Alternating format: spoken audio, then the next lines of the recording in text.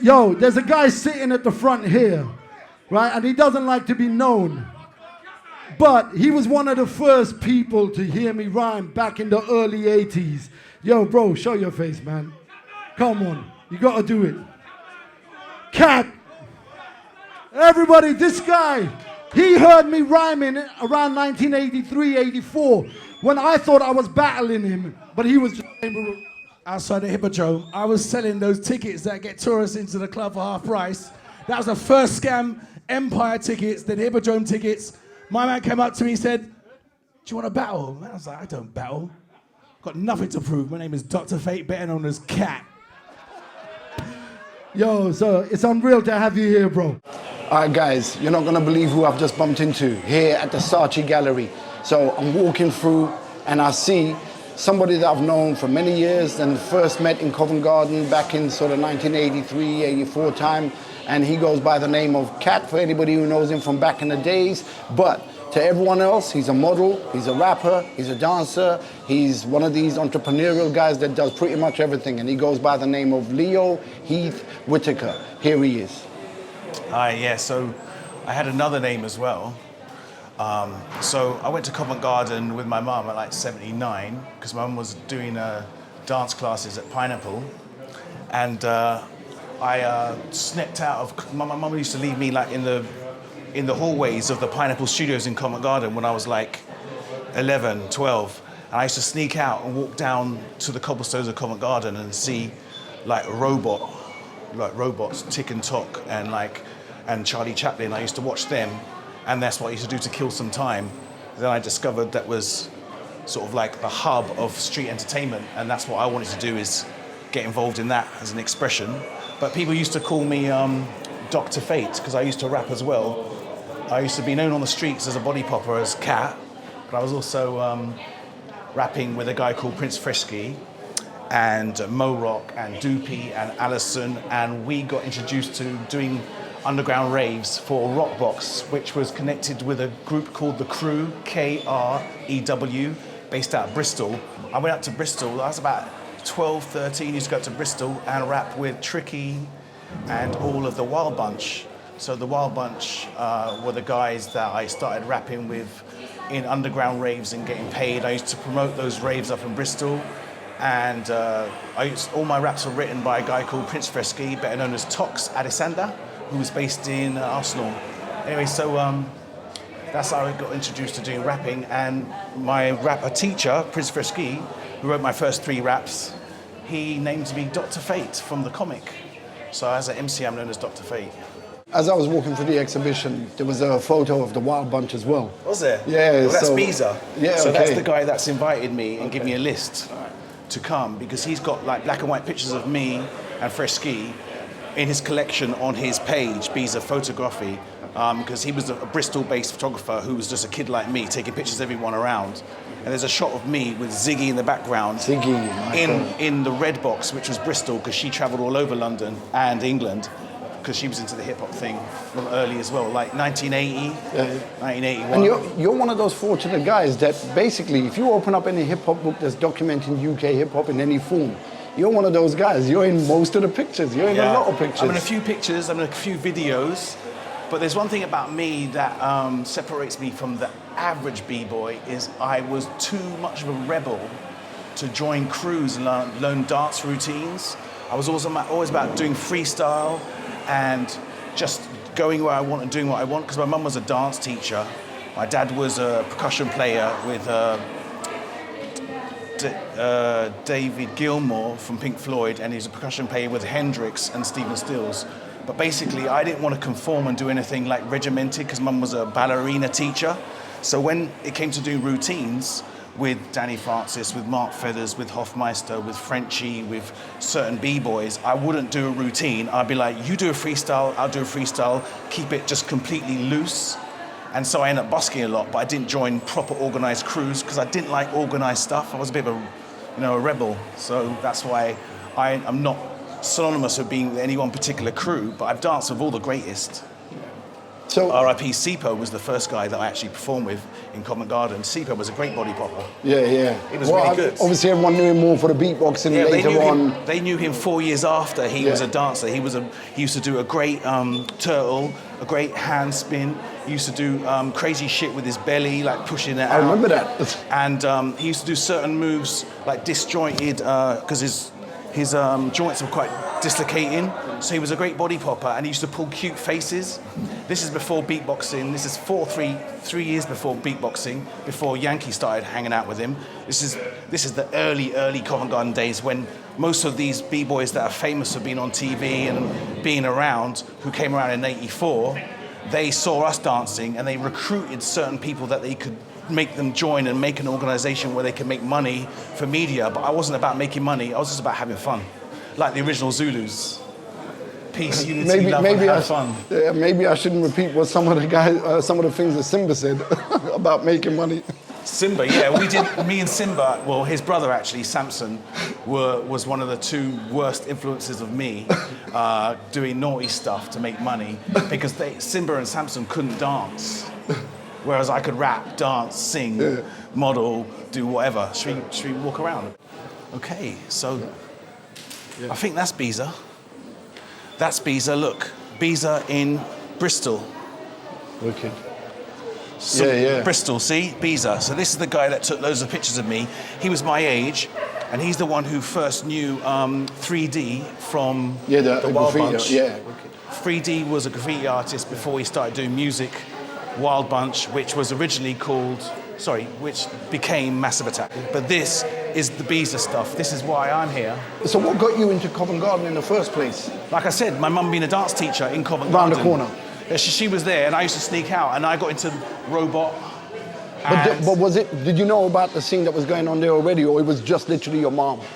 So I'm talking about, I was going to Covent Garden in 78, 79. There was no one going to Covent Garden to breakdance, because breakdancing was late 85. Body popping, robot, puppet, which was from Chitty Chitty Bang Bang, puppet. That stuff wasn't in Covent Garden. Covent Garden was Charlie Chaplin, jugglers, knife throwers, bicycle acts and things like that. There's a video over there, see that, Bacchanal? That's Covent Garden. Okay. But that's 82, 83, or maybe 81. So these guys, the reason why they're dressed like that, they're wearing, street hockey. Yeah.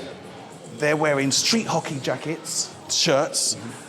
So that is after the fire. There was a fire, and all these buildings built down, and they put up all this boarding. So all these boardings here with all the graffiti on, that's because the fire, all those houses were damaged. Yeah. So that's like, Bacchanal, that's 81, I'm sure. 81 or 82. See, look, 1970 was demolished. Yep.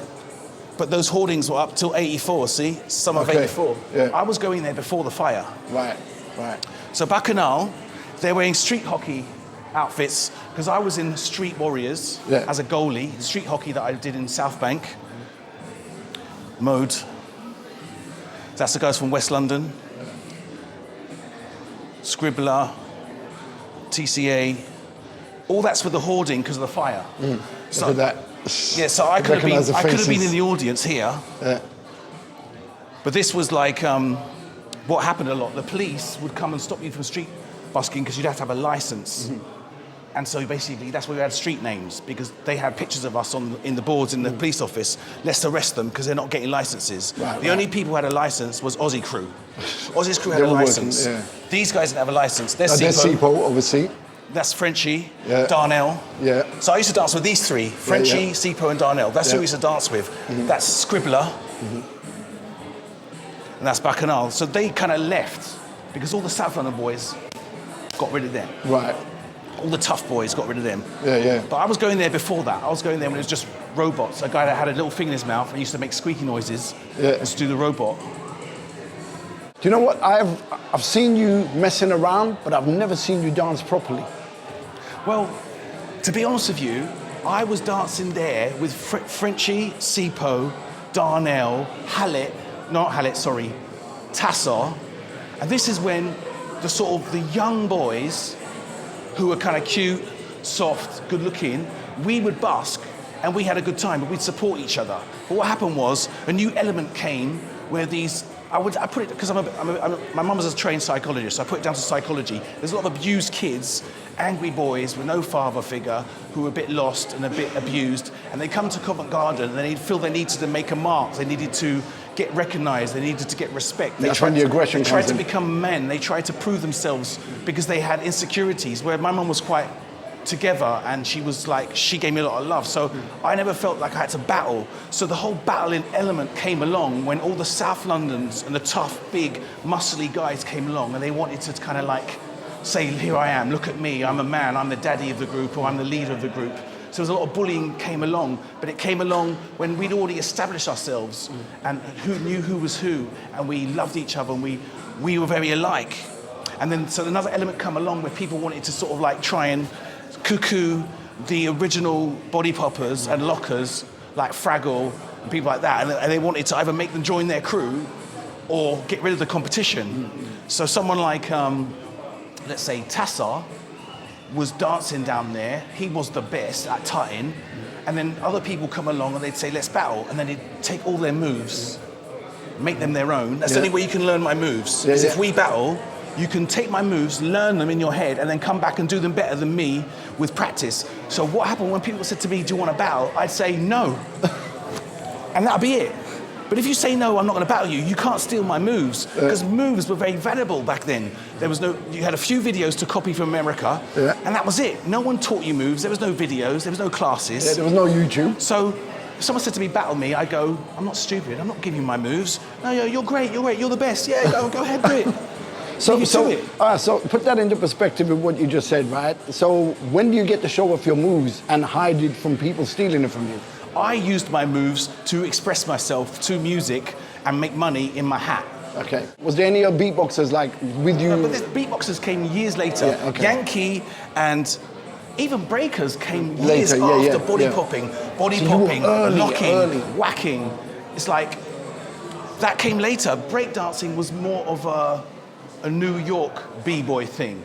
But it wasn't the first couple of years. When I was dancing to electro-funk, Kraftwerk, 80, 81. I'm saying when I was dancing, I was doing robot, I was doing puppet, I was doing moves and stuff from disco, and I was dancing to disco, and my mum, I had a broad movement because I was a contemporary dance kind of mover because of my mum. Is that Mode? It's got to be Mode. That's Danny. That's Pride. This is Mode. It's got to be Mode. Yeah, it's Mode. So Mode and me were tight. I used to move around a guy called Scribbler. That's Saatchi D. Yeah. That's Saatchi D. Wicked. So Saatchi D I still hang around with. Right.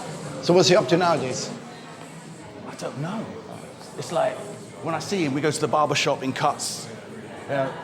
That's probably supposed to be like a bit of a vibe from Ziggy. I was going to say that's really... definitely Pride. So I saw Pride a few years ago.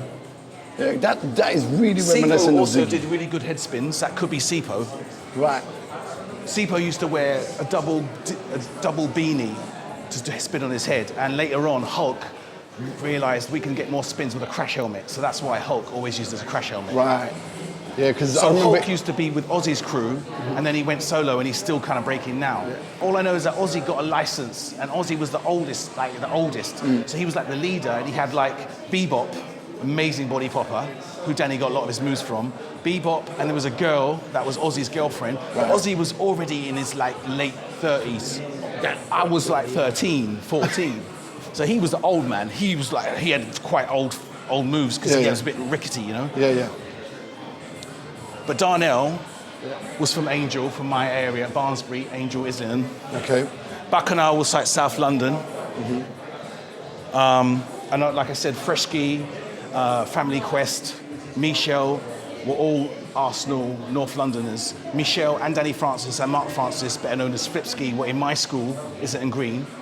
So there was lots of people from North London, and then there was a South London element, and there was the in-between. But obviously the reason why graffiti has made such an impact is because graffiti stays. It's like the canvases, the pictures, it's art, but I'm saying those pictures are iconic because body popping, when I was body popping, people couldn't afford a camera. People couldn't afford a Video Max or a Betamax. And if you were recorded on Betamax or Video Max or VHS, the quality of that material is just...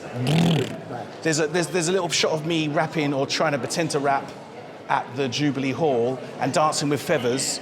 But if you see me at the Jubilee Hall when I start dancing with feathers, I was very paranoid about the police and the CID filming me dancing in Covent Garden and then going to arrest me as proof that I've danced and I've busked. So I used to just take the piss. So when you see me dancing with feathers, I'm doing this sort of like whacking shit. That's what I see. I'm wearing like a cap and my hair like Prince on one side. And so I just start taking the piss, going like this. I'm not body popping, I'm not breaking. And when I'm asked to do an interview, instead of me doing an interview for the Jubilee Hall, I start going, yo, yeah, in a place to be, in Sipho, and I'm talking about everybody else. But I never mention my name.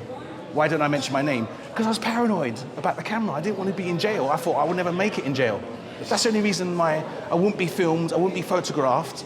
Even when I was rapping with Tricky and 3D up in Bristol, I never got filmed. Beezer is the only one who's got me on camera, but not with a mic in my hand and not dancing. But why, okay, so we understand the reason why they were pulling up the graffiti guys, but why would they pick up a rapper and put him in jail? And they wouldn't put a rapper in jail. They put a body popper who's doing street entertainment and busking on Westminster Council ground without a license to street entertain. Because there was about 50 people on the list to do street entertainment in Covent Garden. Okay. None of them were doing hip hop. But there was all the other people that were busking in the tube stations and Leicester stations and Leicester Square was illegal. They were doing They the didn't dope. want black people doing stuff in West London because it wasn't part of what they're trying to promote as an image for London to the tourists. Right. It was like some kids with no organisation that they saw as a threatening element, as a bad image for London. They don't want us performing this new dance that they saw as a fad. They didn't know it was going to blow up into being the biggest art form in the world. So do you think in some way, because of the way they were handling things, the rebelliousness that they brought out of us youngsters took us to where we went? They didn't want to help poor, impoverished children from broken homes, single-parent families living in council flats, get a business, become multi-millionaires and become strong and push out the innocent juggler or the middle-class unicycle, you know? They didn't want to kick them out and make it like a black thing. Or black or mixed race or, you know, a culture, you know what I mean? So that's why it was, we didn't want to get licenses. We didn't want to pay a membership fee once a week to the council. You know what I mean? But if you look here, you can see hip hop is not black. It's Puerto Rican, Haitian. It's everything. It's everything. And the Rocksteady crew, there was no blacks in the Rocksteady crew. The New York City Breakers had some black guys, but it wasn't a black or white thing. It wasn't like It was a poverty thing from what I recall. It's just another way of expression for teenagers. But do you think that came from poverty? Like basically an expression? I think that the people that decided they want to learn to dance or do graffiti or DJ or rap is because they didn't want to be criminals in jail. They chose another route, just like people going to athletics like basketball or boxing. It's just a choice you make as a teenager. Do I want to just be a criminal and go to jail like my predecessors, or be a deadbeat dad like my dad, or do I want to become some type of a performer or an artist and make something in my life? And I'm lucky I found this, because I was potentially going to be a criminal because I was kind of good at it. Yeah. Which is, do you want to talk about that or leave it out? I don't mind talking about it. Talk about it. You have to be specific what you want to know. Okay, so when we went into Covent Garden, like me personally, most of the people that I knew went there because there was other kids like-minded doing the things that we were doing. That's what we were dealing with. But as time went on, a lot of things changed. Like people started bullying each other, robbing each other, and all kinds of stuff. So, you know, I know a couple of things about me personally. Do you want to tell anyone, or are you comfortable? I don't want to literally grass up certain people, because they know what they did and they know who they are, and they're kind of like grown up and changed and have made their apologies, you know, to me personally. And if not, they've at least acknowledged what they were going through. And the thing is, certain people have had long conversations with some of them and mentioned my name, and they've told them, crying, and told them about their lifestyle, what they had with their father, how their father abused them, how they were abused by family relatives. So I wouldn't like to name names per se. obviously some people have even passed as well. And so they've got their own reasons why they were continuing that cycle of abuse. But they have now lived to sort of have that therapy and get over their own life. And so like, I can't blame them for just reenacting that bullying with me, taking my things. Well, let's be honest, when they took my things, I didn't buy those things. So I stole things from shops. I had nice clothes my mum couldn't afford. I bust so I could buy more food or this, that, or help with the bills. But I'm saying, so then these bullies would steal off me because they're no good at stealing, or maybe because I looked like a potentially Englishman. So I had long curly hair. I didn't really look like the typical stereotype negative black man with no hair. So then they took my stuff. But later on in life, they go, I'm really sorry. I'm like, yeah, well, the thing is, it's not like I had to go and buy another one. I just went and stole another one. Because I used to wear different coloured berets every day. But it was my walk from the bus stop in Tottenham Court Road to Covent Garden, through Neal Street. There was a certain shop I used to get my berries from. And I wore them berries because I looked good with colour and I liked pastels. So basically what I'm trying to say is,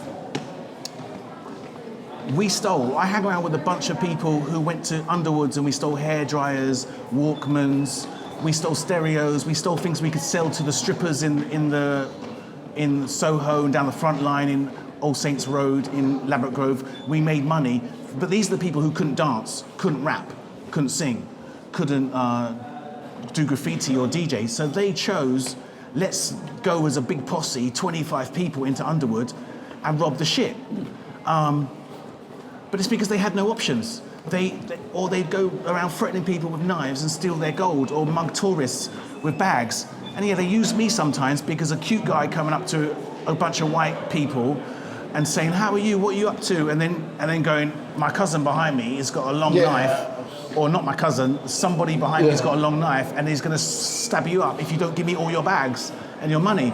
And I got roped into that because they couldn't dance. I could go aloft and do some busking.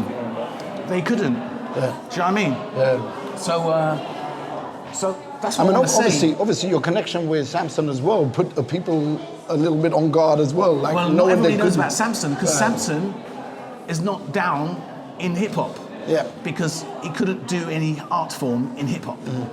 You know, his brother, on the other hand, went on to produce, manage, create artists, name them, write for them, manage them, etc. So he's made something good of himself in the hip-hop genre. But Samson was the one I was moving with the most. Simba and Mark Feathers, who are also related to us, would be like, don't move with them. Don't do that, Leo. You're a good boy. But when I had the money, they'd be like, give me a piece. Yeah. Even though they wouldn't break the law with me, Feathers would never break the law because his mum's a Christian. Do you know what I mean? Yeah. I just didn't tell my mum, but I was paying bills in my mum's house from a young age. I never know who Martha Cooper is because Martha Cooper and all these photographers who took pictures of us didn't ask permission. So Martha Cooper might have a picture of people that I know, or even me, and back then you didn't need a release form, so I'd be like, Leo, you in a book? Oh shit, Beezer. People texting me, Leo, you're in Beezer's book. Beezer sold loads of my pictures for thousands of pounds. And I said to him, no disrespect, but I said to him, can you send me the hard copy or the original? Or some money? No, it's my picture. It's my full-time job, he said. That's his full-time job. I'm a full-time model. Yeah. So if anyone wants to normally ask me for a picture now, it's 300 quid for one picture. Yeah. Or £3,000 for a 1-year buyout. But I can't really charge him for something that was done 30 years ago. Yeah. But so you're cool though, right? I should be happy just to be recognised that I was there. He captured it. He captured it so he can help me prove that I was there. Yeah. All the B-boys know I was there. It's just that their kids and their kids' kids, grandchildren, will never know I existed if it wasn't for those people stealing images. But what about the people that were there but they were never documented? What about those? What can I say about those? Yeah. What am I supposed to say about them? I'm just asking. You're saying, what do I think about it? Yeah. I personally think that your aura, your spirit, your energy, your ethos, your karma creates attention, creates people being interested in you. Sipho and me were two very innocent young boys who had such aura that everybody wanted to be around us, photograph us, film us. They wanted us to help them on their vehicle, their quest to be recognized and to be successful. But me and Sipho were just free spirits with that energy. Whatever we did in life, we are gonna get that attention. Even today on the bus, tomorrow in the toilets, people are gonna talk to me and they will be talking to Sipho. Sipho was selling flowers for 20 years in Angel. Why? Because he's got a personality. Because he has a lovely, open, free, loving spirit. That's why the people that are not photographed didn't have that love or that purity. That's why they're not on camera. Cameras love certain things that if I go on TV in a reality show, which I've done, the camera's always on me. I don't have a contract, maybe. This guy's getting 10 grand. Well, yeah, but I'm getting 50 quid, but the camera's filming me. Why? So that takes me on to the modeling side of things, because you carried that on. I started modeling even when I was in Covent Garden. I know. Yeah. And wasn't there a situation you told me about where someone was going to cut your face up or something? Yeah, and I have Samson and Mark Feathers to thank, because there was times when people wanted to fuck my face up. Yeah.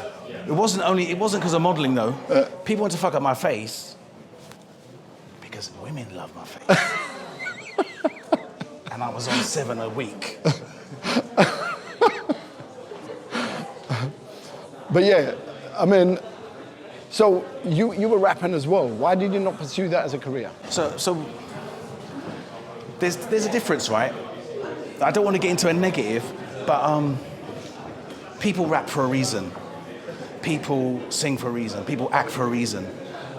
For me personally, I rapped when I wasn't body popping.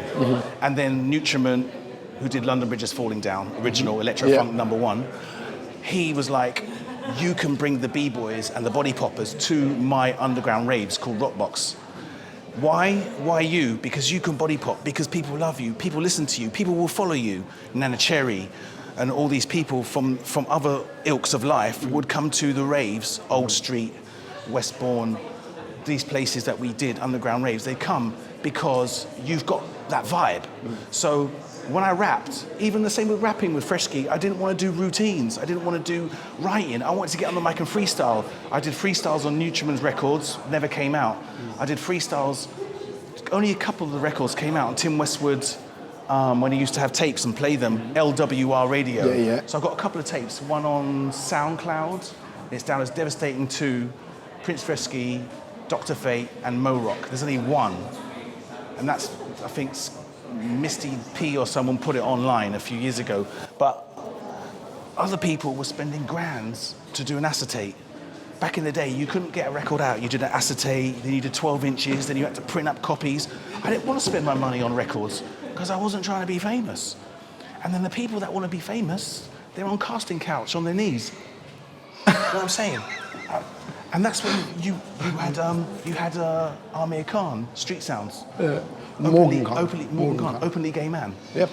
Not everybody just got in there on talent. Even a producer who was really good and could have made me a star, if he wasn't giving me the respect in the way he talked to me, or the way he was showing me love, or feeding me, or even invite me around to his house for dinner, or meet his wife and kids, if certain people didn't give me the love like a real B-boy would, like I've been to people's houses and met their families, if people weren't giving me that love and I knew it was just corporate shit, I wasn't down with it, because I was only doing music because I loved music. I was only dancing because I loved dancing.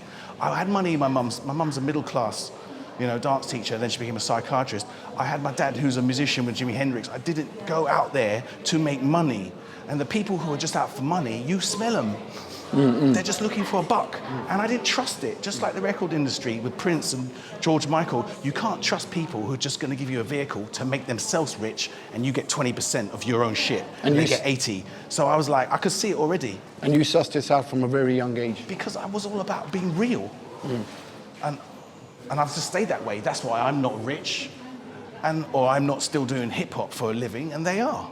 But I don't blame anybody because I've got 4 or 5 avenues so I can make a living. Yeah, and which was the biggest one? I'm guessing the modeling. Not now, no. Okay. Property. Okay. Clothing, Leo's Boutique UK. Okay. Which is online on all platforms. Do you want to give people the... Leo's Boutique UK, so it's on TikTok, it's on Instagram, it's on Facebook, it's on Google Maps, it's on YouTube.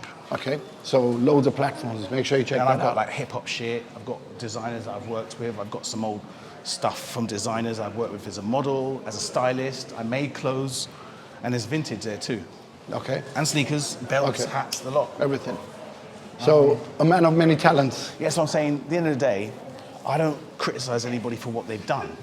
The reason why I haven't done it is because, to me, it's not an art form when I have nothing to express in it. Because I can't rap as good as I used to.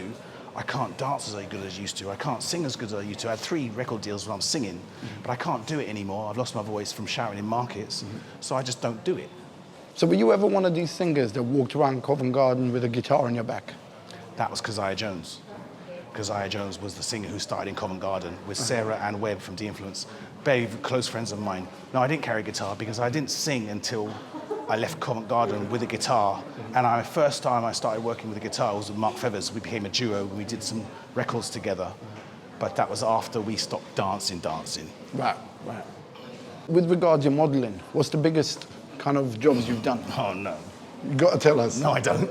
You got to tell us. Just go on my name on Instagram or go on images on Google, Leo Heath Whittaker, and then you'll see the big jobs. What you call as a big job, what I call, because one job might look really, really credible, like a Calvin Klein, or a Calvin Klein or a Jaguar or Remington or some big product. It might look like a big campaign to you, but I know which one paid the best. And the one that paid the best isn't the most prestigious. Right. Because Tango, Streets Ahead campaign, when I was in the street hockey team, Streets Ahead, was all over England, cinemas, billboards, repeat fees for 3 years in, I think it was 92 or something like that. And that paid me consecutively for 3 years over 23 grand in the early 90s. But I only got that commercial because I was a goalie in a team, a professional team. Now that job was not, you could hardly recognize who the fuck I was. I had no facial hair, I had long hair. I don't really look like that guy anymore. But then you see me in a Jaguar commercial, I got 23 grand for Tango, but I did a Jaguar commercial, I only got 5 grand. And that was only online. But they're like, but it's Jaguar, wow. I mean, you know what I mean? Yeah, I mean, I know artists, as in graffiti artists and whatever, that have done commercials that have gone all over London buses, artwork that have gone all over London's buses, and they got paid £300. It's the tackiest shit that pays, and the most prestigious thing doesn't pay a penny. Calvin Klein, the people in Calvin Klein campaigns, back in the day with Bruce Weber and Herb Ritz and those group shots, each model gets 250 quid. It's a worldwide campaign, and it's worth billions and billions of dollars in advertising, but the model got 250. But that model that got the 250 is a secret. That model that got the 250, he then goes on to do a Primark campaign for 2.3 million. Why? Because he was the Calvin Klein guy. That's marketing. So and I know the guy ever, as well. And he only actually went and had a baby with a Russian model because he did the Primark commercial, not because he did Calvin Klein. Okay, so now if you want to find out who that is, obviously you've got a couple of hints there. It's a guy and it's someone who's gone and had a baby with a He's Russian. mixed race and he's still doing big jobs now. But he's younger than me. He's not an old B-boy. What is the direction for you now? As in, I mean, I know you said you're doing property, you're doing the design and all that. So I used to rent Airbnb. Right. I've got plans to do like a retreat. I'm all about getting off the grid, like most of the trend, growing my own produce, doing stuff with, because my mum was a qualified therapist and I've done 12 years, got a doctorate, got diplomas and degrees, and I've thought I need to help traumatize people, eating disorders, depression, anxiety, meditation, creative arts as a release of these problems that people have in mental health. This will be on an island with no Wi-Fi. This will be on an island with no petrol, no cars, no roads. This will be an island with no tourism. So the idea basically is to find something I can do where I'm happy to die without being in a place where I can get robbed. The council systematically. The council get my property because I've got no children. I want to be in a place where they could just dig a hole and that's it. Okay, so don't even pay for cremation. Don't pay for a hole in the floor that gets taken away after 80 years with a stone that costs you $5,000. I'm looking to go somewhere where I can rest my head and leave a property and land for people to just keep living off their own vegetables and animals, it might not happen. I might spunk all my money before I get a chance to do that. But it's probably in the next 4 years, 3 to 4 years that I do that. Hopefully before they stop, people must be able to use money, like cash money. Yeah. What's your secret when it comes to you not having any children, considering how many girls you were getting? It's not a secret. It's a clever man. Do you want, like, I mean, I can just say it as it is because I've got no filter. Yeah. Quick draw, withdraw. So I was into porn at a very young age, and it was all about the cum shot. If you want the cum shot, you've got to get it out. There you go. That's lovely, I like that. So for all you people that have got like 11 kids and stuff, now, listen, you missed the trick. I think it's a Western thing. It's a Western thing because my mum was a feminist. My mum was actually gay, so she had me with a guy that she didn't like. She wasn't into men. That just shows you what a rebel background I've come from. I've come from a vegan background lifestyle while I was the man of the family. So I was paying the bills from 13. So I wouldn't say there's a secret. I think there's a choice. I mean, my dad, when I found my dad, I was 21. Wow. My dad was like, have kids, follow my name. But at the end of the day, Dad, you had a kid in the field in Jamaica before you came to London. Before you met my mum, you had a kid that you never even saw when he was 18. I'm not trying to make another statistic of angry men or girls walking around saying my dad's an arsehole, I don't know him. I don't want no kids making excuses for calling me names when really it is that women are impossible to stay with and they have ending of relationships because of the way they feel about you or they feel about their lifestyle because they felt they were getting a dream and now their feelings are hurt because the dream doesn't exist. I'm all about, I'm not going to have a kid unless I can think that kid's going to be different from the new generation of kids that are doomed. And in the 80s would have been more of a chance for me to have a kid because I believed that the world could be amazing. And now after the lockdown, we realize how the world is just a fucking bunch of shit humans with career motivated by ego, not ideals. I have to say, you know, wicked. People are making what they call, we're going to make a castle, we're going to make a world and a planet for me and you, darling. We're going to be tycoons, we're going to change the world. Then they get power and they become cunts. So, and those people are the most powerful people in the Fortune 500 that ruining the earth. I believe in nature. And I don't know if I can find that island in 4 years that has nature that can be untouched and can actually live off its own because these people probably own it. Media egocentric baddies that are in movies, which are now becoming reality, like the Jobs and all those people that have got all the power, they will find any section of the world where there's a threat that they can live without us, and they'll fucking buy it. I was thinking about doing that, like, okay, when I'm 60, I maybe get a third world woman pregnant, have some babies, but don't tell them my name. And then just leave the money to her and her family in a country where they own their own land. But in 5 years, that country might not be able to let the people that are given land keep their land. Because somebody might find out, that place is untouched, let's go and buy their fucking land or kill them. So when you think about it, your mentality from the kid that was outside Jubilee Hall, not telling anyone your name, you're still kind of living that legacy right there, even now. I mean, I did something that my mum wouldn't do. My mum wouldn't even buy a property. My mum was that much of an alternative thinking person. I conformed even in 2002 by buying my first property and the other two after. I'm saying I'm trying to keep as much of that kudos that my mum had of purity and freedom of thought, but I have been half brainwashed. I'm still in London City. I'm still going out buying food, which I know is 7 times the value. I'm still buying clothes with labels on it. I might go to markets and actually spend a quarter of what you do, but I still got the label, you know? And there's lots of people that are giving their clothes free who've got fame. So do you think you're caught in that trap as well? Because you're doing all these other... Let's give you an example. These shoes here, right here, were sponsored here, Beyond, by Adidas, yeah? I always used to wear Adidas back in the day in Covent Garden, but I stole my Adidas and I painted them. These ones I paid for, but I went to a car boot sale and I bought them for 25 quid. They could be 80 quid in the shop. So I'll wear the label, I just won't buy it for the proper price. Yeah. I've been a hustler all my life. My mum and me lived with fake carpets that we picked up and paint, every different colour wall was a different colour, and our beds and everything was pickups. Now I don't have that anymore, I bought stuff, but the majority of stuff I buy for 15% of the value. Yeah. Or, sorry, the retail recommended price. Right. And that's how I do my business. You know, you That's just... Saatchi. No, it's pride. Yeah, it's pride. Do you think you're in any way caught in that trap because of the businesses you're doing now, like the property, the design and all that, like it's all work? I work 1 day a week. Okay. The difference between me and the average guy is I can live on a very little amount of money having no mortgages. Smart. I can live off doing 1 day at work at Leo's Boutique in the street on a Sunday, and that money, that 350, 400, could last me a week or more. So I'm saying I'd only do that because I've got no mouths to feed, I've got no wife, and I've got no children. So on that scale, I haven't conformed. I can conform whereas I know how to dress appropriately in the right places.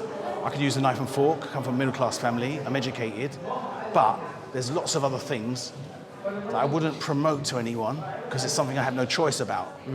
I have no choice. I can't make children with the bad upbringing I had with my mum only, you know, having no dad around. But I found my dad when I was 21, and my sisters all happily married with kids, and my dad just passed. But I'm saying I'm doing the best to just try and be me in this, you know, one-horse town, or whatever you want to call it, London. Yeah. With regards hip-hop, I mean, you said at some point when I spoke to you in a previous conversation that you kind of left it behind and whatever, but you're still here. So what's brought you back? Okay, when people say left it behind, hip-hop is in your heart. Hip-hop, for me, as a teen, it's what I chose. It's what I choose, it's how I live a life of survival, live a life with the ethos of Zulu, which was peace, unity, love and having fun. But hip-hop, to a lot of other people, is these 5 elements, like you've got to pass a test. You've got to do all 5 elements. You've got to be able to do graffiti, you've got to be able to rap, you've got to be able to DJ, you've got to rap to body pop, and you must have the knowledge. How can you have knowledge with dyslexia and ADHD? I can't remember everything I've done. Other people should be able to talk about what you've done and say, yeah, I was there, Cat was there, you know? So even hip hop has been twisted. Just music itself, as we know, has become pop. But I mean, so I haven't left hip hop. No, hip hop is me. Hip hop is me still wearing Adidas. Hip hop is me wearing a £1 pair of pants underneath with a £600 of garms. Hip hop is still wearing the diamonds when I know it's fucking off the African's blood. I'm saying, but hip hop is like, it's a choice. So I don't walk around like corporate, but I might have corporate money. I go to hip hop things every 2 weeks. Right. So no, I haven't left it. I just haven't made it a career. Okay. You've made it a career. That's fine. There's a lot of people who are carpenters who are doing proper jobs that pay like loads of money, like scaffolding or electrician, and they want to feed their grandchildren. I just pick up the garms and represent when I feel like it. But it's when people look at me and they look at my bone structure, they know I'm not 20. They know I'm like, you can see a first generation B-boy from the way he stands, or the way he walks, the poses, or the way he does his beard, or just his freshness. And I feel like I'm wearing a blazer, but I'm fresh. But I'm fresh with a bit of hip hop, with a bit of old school gazelle-shaped glasses that aren't gazelles. Do you know what I mean? It's like... Question with the glasses. Yeah, I'm short-sighted. No, okay, so that's why you're wearing the lenses, because a lot of us lot used to, back in the days, wear the glasses without the lenses. Yeah, most of the gazelle wearers, including Fab Five Freddy, used to wear glasses with no prescription. No lenses. Well, with no lenses. He was at the launch of this. You're one of these guys that obviously I saw in Covent Garden all the time. Yeah, like, I met him outside Hippodrome or Talk of the Town, which then became Hippodrome. That's when you first rapped to me, on the corner outside Leicester Square Tube. And we used to go to that area, Leicester Square, in the night time, because that's where you could pull girls, and then you could get these flyers, where we could get flyers and sell them to tourists for £5 each, where they were actually free. And so we could make an extra bit of change in the evening. with those. So that's why we went to Leicester Square. So being Charing Cross in between 6 and 9, and then 9 go to Leicester Square, hang out in Burger King or McDonald's, sneak into a cinema, because I used to sneak in with my slim wrists into the fire exit, pull the lever, go in the cinema, and then come out to the late evening, try and pull girls, drink Tennants, and some of us would block all night long on the tubes, and others would go home to their parents. That's where I first met you, but you know, you were one of those guys, whenever I was telling people stories about Covent, your name always came up, Feathers always came up, Danny Francis, Hofmeister, Pogo, who else? Obviously Ozzy's crew, because Ozzy's crew was the most prominent in the sense of they were there always dancing. Professionals, you know? yeah. And who else? There was others, Yankee, you know, there was loads of them. Yeah, but Yankee was known for being a knockout one-punch man. Yeah. When we had gang shit going on, Yankee and Freddie were the ones who would just do one punch, no weapons, people going to sleep. So Yankee saved me and Sipho from scuffles, and also stopped us from getting bullied and getting all our stuff nicked. Freddie and Yankee were two of those people that would literally look after us right now, physically, just because they had that maternal nature. So obviously for me, it was really nice to see you at these events, because like that brought back all the memories of, your sentiment. You know, oh mate, when we done that Flavor of the Month gig and you were at the front, that was it for me. Felt good for you, Yeah, because like there was justification of like, wow, we're here for a reason. 30 years later and we're still We're tight. Nearly to each 40, other. bro, 40 years. Is it that long? 40 years. Yeah, 80, yeah, yeah. 83, 84, 85, 86. Yeah. And now it's 2023. Yeah, so, you know, for me, that was just confirmation that, you know, we haven't wasted our lives. It gave us some sort of substance to what we were doing. Like, a lot of us that were down there, like, we were intellectual people from a young age. We were smart, we were my mum was a intelligent. qualified we knew, teacher. Yeah. You know? So just to see you at the front, I mean, it wasn't like you were in the audience, you were sat in the barriers. And for me, I had to at some point stop and go, this is the guy that outside of my school and my friends that knew I was rapping from years before, this is the first guy I professionally and officially rapped to. In Covent Garden, in West End. Yeah. You know, another rapper. Yeah, I know. I mean, I've got so many memories. I mean, I remember rapping to, is it MC Mello? Yeah, Mello was there I as well. remember rapping to MC Mello and certain, like Pogo, and certain people on the cobblestones who knew I was a body popper, and I rapped to them. They were like, what the fuck? You can rap as well. And these people hadn't rapped or DJ'd yet. Like Pogo was going to Covent Garden before he DJ'd. He was going to Covent Garden looking for something to do, like what am I going to do in my life? He couldn't dance, he couldn't rap. I'm saying these people are like, you can rap as well as dance, and you're fresh, and you've got girls and style. And then Mello went on to become a rapper as a professional, making records. One of the best. But like, when we used to sit down, the guy couldn't rap in time. He went away to his house and he learnt rhythm and he learnt poetry and he did all the shit I did 4 years before to make him a rapper. But he's a guy who could pop amazing. His chest pop would just pop out of his chest. His triceps were so built, he didn't even have to work hard to make a pop. Whereas me, I was a slim, slight guy who did a lot more waving and a lot more like contemporary moves, like incorporated into lock-in and that stuff. So the long and the short of it is, when I did rapping, I wasn't fitting a stereotype. When I did body popping, I wasn't fitting a stereotype. And therefore, it was almost like a threat for the cliched and people that kind of like, they almost like want to fit you into a box. And that's the only reason why I wasn't in crews, like I said, or making records, because I was just about enjoying myself. Because it's an art form. If you want to make a career, great. But first of all, hip hop has to be your feelings, has to be your love, has to be a good time.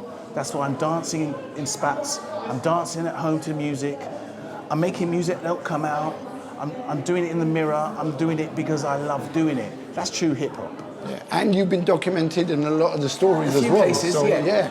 And the thing is, and nobody would get a battle out of me. I battled once with Frenchie because everyone egged us on. But when afterwards we said, I don't So care. what if I said to you, let's have a battle, I'll rap and you model? I'd say I can model, I don't have to try. If you can rap and you don't have to try. But I wouldn't battle you, I'd collab. Do you know what I'm saying? Yeah. If I was asked to battle at the The 02, the 01 that you was rapping at. Yeah, I was 02. asked to battle somebody, and I said, who am I going to battle? What, on that night? Yeah. Dolby D came up to me and he said, will you battle so-and-so? I said, if I've never battled anyone in my whole life, do you think I'm going to battle now when I've got a bad back, my knees are gone, my wrists are gone, got arthritis? I said, I've got nothing to prove. I said, I'm not battling anybody. And who's going to win? And what's the prize money if I win? In fact, do you want to pay me just to pretend to battle? And he went, I'll give you 100 if you win. I'm like, forget it. I've got more than that in my back pocket. And what happened? Some guy battled him who had no chance of winning. Yeah. And then I went on the mic when Blade gave me the mic and I said, I will never battle because I've got nothing to prove. I felt like that in the 80s. I felt like that in the 90s. I felt like that in 2000 because I come from a happy, loving home and I didn't have to make someone love me by proving I'm the best. See, that hip-hop thing where people say you want to prove to be the best, show and prove, that's ego. Yeah, that's someone with a little void in their confidence. I didn't come to Covent Garden with a void in my confidence. When people started battling for that, I went and sat down and watched them sweat. Or I go around with a hat and steal all the fivers out of the hat while they're getting the change, because they get maybe the hat boy. Oh, my ego says... Back then it was pound notes. Yeah, back then they were like, Leo, you're the best at doing the hat man. I wasn't the best at doing the hat man. I just couldn't be bothered to fight to get in the middle of the circle to prove I was the best and make you sweat and have some other hat man. Because what happened was with some of these bullies is we do the hat, I dance, and then when they pulled out the money, they go, Cat, you take all the coppers. We're not even going to count them. You're taking the coppers, we're taking the silver. And I'd be like, I dance more than you. The girls were screaming after me. And they're like, yeah, but I've got more muscles than you. And if you don't shut up, I'm knocking you out. And I go, okay, let me think smart. Let me be the hat man. So now they're dancing and I'm taking the pound coins and giving them the coppers. And they're going, Cat, you're shit. And I'm going, yeah, but my pockets ain't empty. And yours are. And you sweated. And maybe the girls are screaming after you, but I've got the money from the girls. And I don't sweat. So anybody who was dancing thinking I'm a mug because I got the hat and I couldn't dance, I got your money. How do you like that? And I'm telling you 40 years later, who's smart, me or you? All right, so if there was one thing that you had to say to anyone watching now, what is the most important thing you could say to them? Okay, well, it's a cliche that everyone says, don't forget your roots, right? But I would say the most important thing to be in life is all-encompassing, no restrictions, no barriers. Have your own true thought, your own life process, your own thought process. Take your own route in life. Don't follow somebody because they did well and they made it, because that person might have been on that casting couch. That person might have murdered someone and come out of jail. That person might have no mum or dad. That person might have had their mum or dad raping them regularly. I'm saying you just got to do you. If you think I was ADHD, I was dyslexic, I was depressed. I come from a one single parent family where I paid the bills from 12 years old till my mum died. Now, no one's done what I've done and took my route. So do your route. Don't copy nobody. Don't copy someone in the hip hop charts now, because I bet you any money that person who signed them has got 10 times more money than them. Chris Brown or fucking God knows who, Lil Wayne or LL Cool J or Snoop Doggy Dogg. The person who has got the record label, the person who's got a helicopter and an island, you don't know what he looks like. Snoop's walking around smoking weed. He owns a weed company. He's not rich from selling records. He's rich from selling weed. So use your vehicle. Make it a springboard for anything in life, like hip hop. But don't stick to one thing. I've done 25 different businesses.